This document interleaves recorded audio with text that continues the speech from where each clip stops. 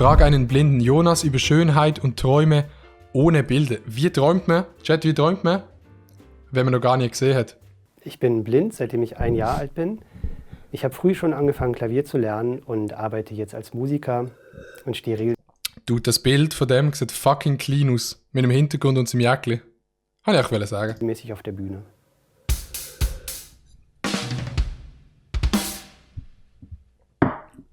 Hallo Jonas. Moin! Lilly fragt sich, Chat, wieso haben eigentlich blinde Leute immer eine Brille an? warum bist du erblindet? Ich hatte eine sehr seltene Krankheit, die nennt sich Retinoblastom. Retino ist immer Netzhaut, Blastom ist immer ein Tumor. Das heißt, es war so ein Tumor auf der Netzhaut. Und das war ein sogenannter gutartiger Tumor. Der ist schon gewachsen und ist halt auf der Netzhaut immer größer geworden.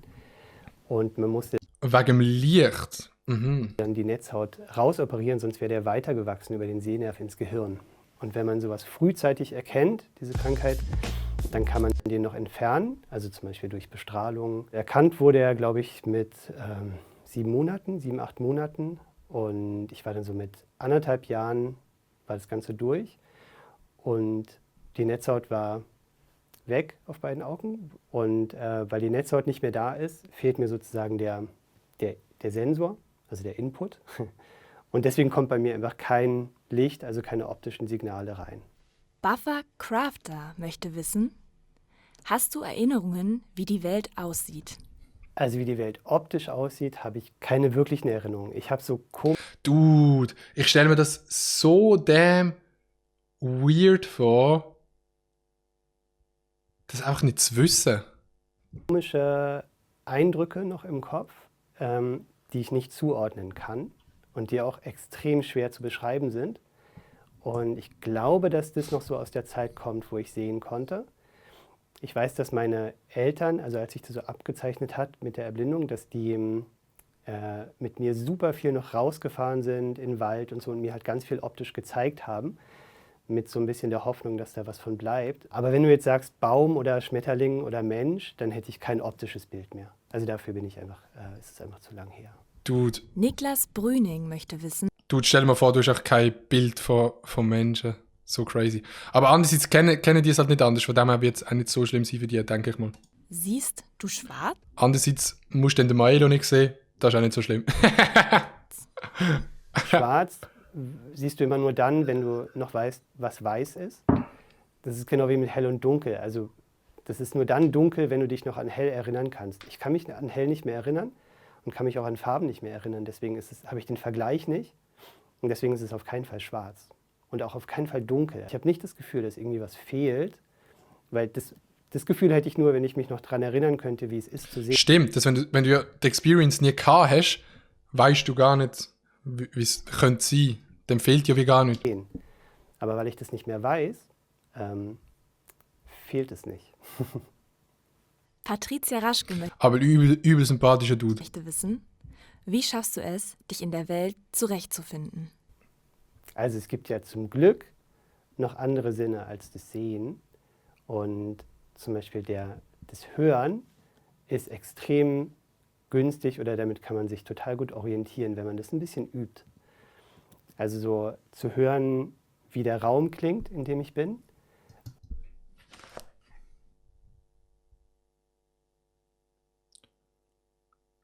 Ja. Oder zum Beispiel, wo irgendwelche Autos fahren oder wo der Bus ankommt, wo die Rolltreppe zur U-Bahn runtergeht. Das sind ja alles Sachen, die kann man hören. So. Das heißt, das ist so der Hauptsinn, mit dem ich mich orientiere in der Welt. Stell dir vor, du bist dein Leben lang blind und plötzlich könntest du wieder sehen. Ich glaube, du kommst gar nicht mehr klar damit. Das ist crazy. Durch das Fühlen, das heißt, ich kann Aber man macht wieder zu viel Witz. Wir müssen uns super viel merken einfach. Wenn ich zur U-Bahn gehen will zum Beispiel, dann muss ich mir diesen Weg merken. Also wir müssen uns tatsächlich jede Kreuzung merken, uns dann so Orientierungshilfen suchen, wie zum Beispiel Einfahrten. Also dass man sich sowas merkt wie, okay, ich überquere 2 Einfahrten und dann ist da die Bushaltestelle. Ja, also es läuft viel über Merken und über Akustik, also über Hören. Was nimmst du als erstes wahr, wenn du einen fremden Ort betrittst? Als erstes nehme ich die Akustik wahr. Als ich reingekommen bin hier in euer Studio, habe ich sofort den Raum gehört. Das ist extrem wichtig für mich. Wie klingt ein Raum? Und zwar, einmal ist es wichtig, weil mich das natürlich interessiert, wo ich bin. Aber dann ist es auch zur Orientierung einfach ganz wichtig. Ich kann zum Beispiel, wenn ich jetzt hier stehe, höre ich, wo die Wände sind. Ich höre, dass über mir irgendwie sowas, ich weiß nicht, was das ist, so ein Schirm vielleicht ist. Das sind alles so Sachen, die kann ich akustisch wahrnehmen. Und das ist natürlich zur Orientierung. Digga, du kannst die Lampe hören. Alter, mir würde das so ablenken. Ich sag's euch, wie es ist. Ich wäre so abgelenkt. Für mich extrem wichtig. Teddy X fragt sich, was ist die größte Herausforderung im Alltag? Ich glaube, sowas wie Schienenersatzverkehr. Das ist schon eine sehr große Herausforderung. Oder wenn so bekannte Wege einfach nicht mehr da sind. Oder wenn zum Beispiel irgendwie eine Baustelle ist oder halt U-Bahn-Linien zum Beispiel, wenn die auf einmal gesperrt sind und dann musst du 2 Stationen früher aussteigen und nochmal umsteigen und so, aber die Station kenne ich dann eventuell nicht. Das ist schon nervig. Ophelia fragt sich, Das ist schon nervig. kannst du dir vorstellen, wie du aussiehst? Also ich weiß, wie ich mich anfühle. Ich weiß jetzt, wie ich optisch aussehe, weiß ich nur aus Beschreibungen von Menschen. Das kann ich mir nicht vorstellen. Also genauso wie ein anderes optisches Bild kann ich mir auch mich selber nicht vorstellen. Aber ich kenne das ja alles, ne? Ich kenne ja die Ohren. Ich kenne ja die Ohren. Jakob Fels möchte wissen, worauf achtest du, wenn du jemanden Neues kennenlernst? Oha, Also ja. was ich von den meisten Leuten, die Ich höre ihn. ich kenne, wirklich kenne, ist einmal die Stimme und die Hand. Ne? Man gibt sich die Hand und man unterhält Während Corona auch sehr hilfreich. sich. Wenn ich jetzt wen Neues treffe, dann ist die Stimme auf jeden Fall das Erste, was so einschlägt im Kopf und was mir auch dann gleich so ein gewisses Bild vermittelt. Oha, da wird so mega hören, Chat, wenn du so nicht so ein Dude bist, der viel Selbstvertrauen hat, hört er das instant raus. Der merkt dann gerade so, oh Bro, der hat kein Selbstvertrauen oder das ist irgendwie ein Spaß, weil er arrogant redet. Der kann das safe so übel rausfiltern. Und dann natürlich als nächstes, was tut diese Stimme? Also was sagt der Mensch? Und dann entsteht da auf jeden Fall auch eine Einordnung oder ein Bild auch von dem Menschen. Oder welche Schuhe wer trägt oder so. Ne? Das ist alles so, ich weiß, das ist für Sehende, ist das oft so der erste Eindruck, wie sieht jemand aus? Und dann wird er halt entsprechend einsortiert oder die. Das ist natürlich bei mir nicht so. Der kennt das gar nicht. Aber das ist für den auch gar nicht wichtig, was ja eigentlich geil ist. Ich finde, wir sollten alle blind werden. Daniel R. fragt sich, wie stellst du dir Farben vor? Farben sind für mich wie Schach oder wie Mathe. Also das ist ein reines gedankliches Ding, also abstrakt. Und ich habe natürlich ganz viel über Farben schon gelesen und gehört und ich weiß, dass Farben sehr Ich habe schon viel über Farben gelesen. Also per Hand, nehme ich mal an, also mit den Pünktchen, oder? wichtig sind. Ich kenne auch diese Verbindungen, zum Beispiel der Himmel ist blau und das Gras ist grün und so, das weiß ich alles. Aber das ist wie Vokabeln, also wie auswendig gelernte Vokabeln. Ich kann mir unter diesem Grün oder unter dem Blau Stimmt. Der lehrt das wie Franz Wörtli einfach, dass er das weiß. Aber der könnte nicht zu etwas Neuem sagen, das ist blau, sondern der muss es dann auch erst wieder auswendig lernen. kann ich mir nicht was Optisches vorstellen. Niklas J. möchte wissen, was träumst du? Also ich träume Oh. total viel. Meistens sehr wirr. Aber ich träume nicht in Bildern. Das wäre ja total sonderbar. Also wenn ich am Tag nicht sehen kann. Das Hirn kann ja gar nicht in etwas träumen, was es noch nie erlebt hat. Darum träumt er ja nicht in Bildern. Und in der Nacht habe ich dann plötzlich optische Bilder, in denen ich träume. Das würde mich, glaube ich, total verwirren. Und wo soll das auch herkommen? Also so die Träume haben ja immer irgendwie was zu tun mit den Eindrücken, die man so aus dem Alltag mit. Ey Chat, habt ihr auch so einen Traum in eurem Leben, wo ihr immer wieder habt, wo mega weird ist und wo die Leute einfach nicht erklären können? Ich habe auch so einen Traum und zwar, ich habe das schon seit ich mega jung bin, ich würde so sagen 7, 6, 8. Und der Traum ist so, ich habe links so mega viele Sachen, entweder sind es Viereckchen, Blöcke oder Kugeln und das fängt immer mit 4 Kugeln an und dann muss ich die Kugeln auf die andere Seite legen. Aber die Kugeln werden dann immer mehr, bis etwa links so ein paar Millionen Kugeln sind und ich merke dann so, ich werde das nie in meinem Leben schaffen, all die Kugeln einzeln überzulegen. Und dann bekomme ich so Panik und auch so Angst, dass ich die Kugeln nicht überlegen kann. Und dann bist du so in dem Traumdings inne. Ich weiß nicht, vielleicht ist es ein Albtraum, kann sein. Aber es ist jetzt nicht mega schlimm, aber ich wache auch nicht auf, sondern ich merke dann am nächsten Morgen, dass ich über das geträumt habe und denke so, oha, Bro, lebst du ja trotzdem noch. Nimmt. Und da habe ich ja eben das Optische nicht. Deswegen träume ich so in den Sinnen, die ich habe. Also ganz viel hören, ganz viel akustisch, super viel fühlen, denken. Also ich denke total viel im Traum. Ja, das sind so die 3 Hauptsinne, würde ich sagen. Siri fragt sich, was ist Schönheit für dich? Einfach mal Siri. Oh, das finde ich schwierig. Eine angenehme Stimme. Also ich kann das Gefühl kann ich nur beschreiben. Das ist halt hier und das macht dann so wumm und geht dann so auf.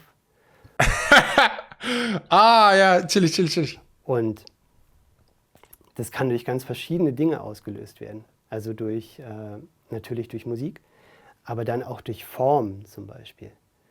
Oder durch Sprache. Oder Digga, das finde ich so geil, dass bei dem Sinn so damn ausprägt sind, wo bei uns auch nicht weiter ausprägt werden, weil wir halt Augen haben. Aber wenn du weiter Augen nicht mehr hast, dann werden deine anderen sind so damn gut, wie ein Adler, der so übel gute Augen hat der dann so ein Gefühl, das können wir uns gar nicht vorstellen.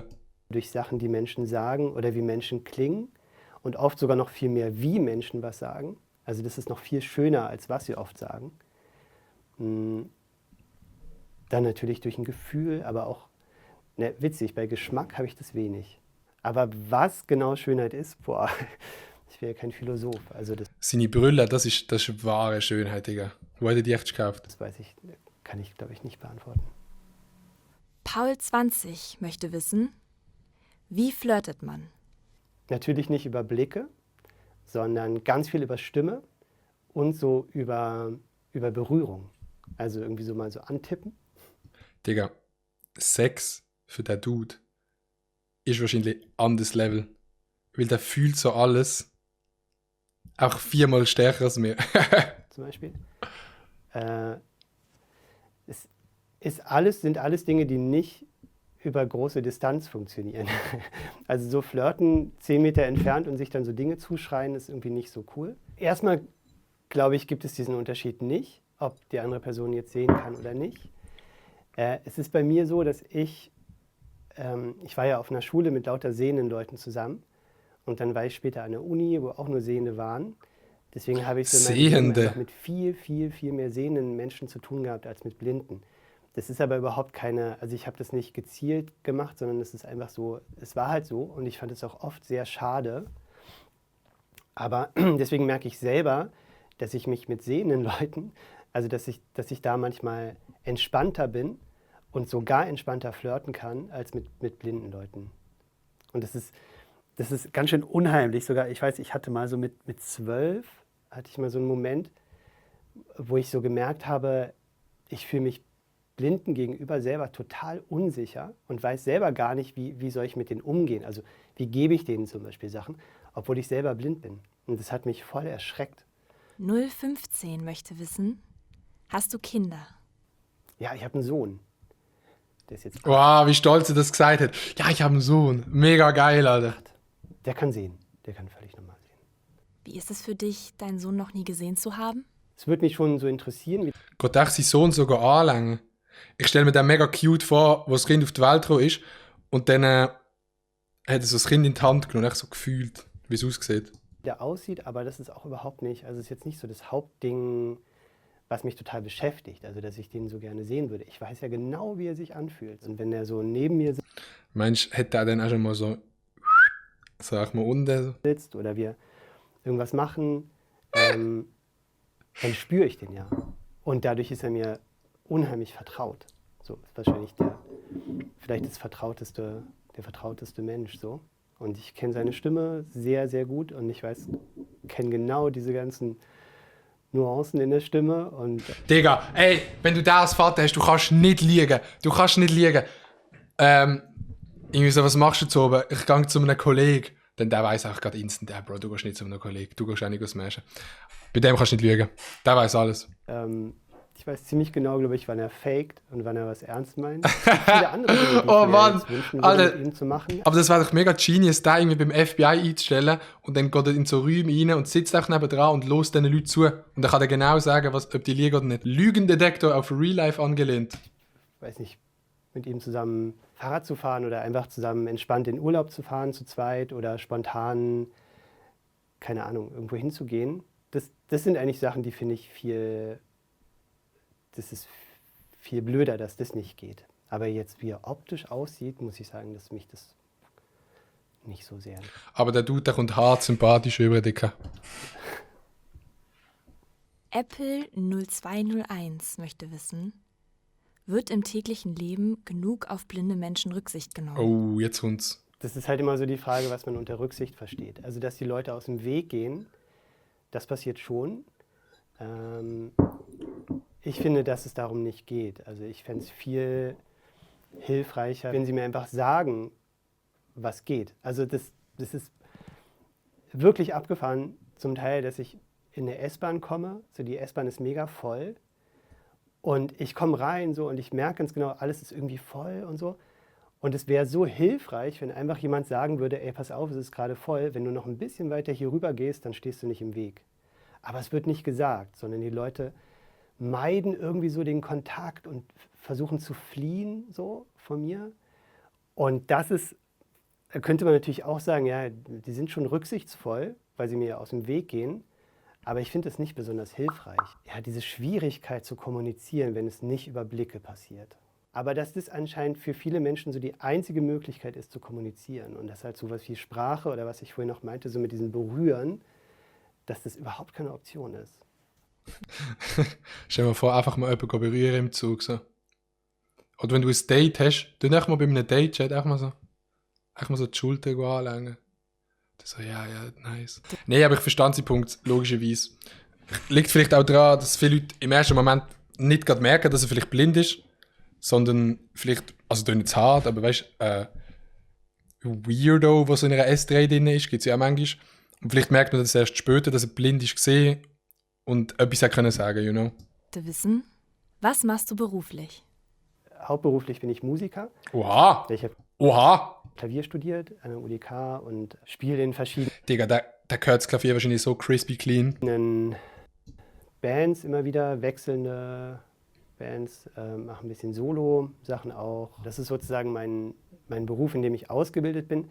Parallel dazu mache ich noch das, was sich Audiodeskription nennt. Das ist so eine Stimme, die im Fernsehen oder im Kino auch die Handlung für Blinde erzählt von Filmen. Und wir erstellen diese Texte, also wir erstellen diese Beschreibungen. Und wir überlegen halt genau, was ist jetzt gerade wichtig zu sagen, welche Information im Bild ist besonders wichtig für die Handlung, um zu verstehen, was gerade passiert, was ist vielleicht nicht so wichtig. Heyna fragt sich, wie bist du zur Musik gekommen?